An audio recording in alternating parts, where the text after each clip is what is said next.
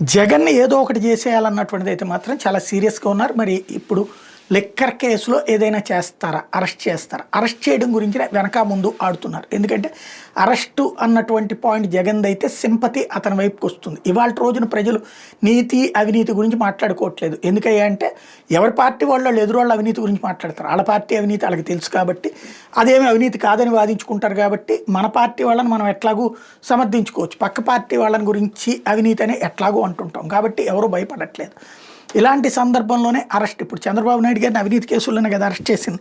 దానివల్ల ఆయనకి ఏమైనా తగ్గిందా? పైగా అధికారంలోకి వచ్చాడు. అలాగే రేవంత్ రెడ్డిని అవినీతి అనినే కదా అరెస్ట్ చేసింది.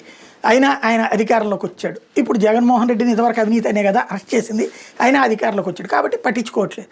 పైగా సింపతి వచ్చింది. ఆ రోజున జగన్ని అలా అరెస్ట్ చేయబట్టినే మర్రి చెన్నారెడ్డి గారి అబ్బాయి, నేదురుమల్లి జనార్దన్ రెడ్డి గారి అబ్బాయి, కోట్ల విజయభాస్కర్ రెడ్డి గారి అబ్బాయి లాగా ఒక ముఖ్యమంత్రి కొడుకులాగా మిగిలిపోకుండా ఒక పార్టీ అధ్యక్షుడిగా, ఒక ముఖ్యమంత్రిగా, ఒకప్పుడు ప్రతిపక్ష నాయకుడు, ఇప్పుడు ముఖ్యమంత్రి, ఆ తర్వాత మాజీ ముఖ్యమంత్రి ఇట్లాంటి హోదాల్లో ఉన్నాడు. కాబట్టి అరెస్ట్ చేయాలా లేదా అన్నటువంటిది అది ఆలోచిస్తున్నారు. లిక్కర్ కేసులో ఫైనల్గా అయితే జగన్ని పెట్టాలి, కానీ మన చేత్తో మట్టి అంటకుండా సిబిఐ, ఈడీల చేతన ఏదో ఒకటి చేయించాలని చూస్తున్నారు.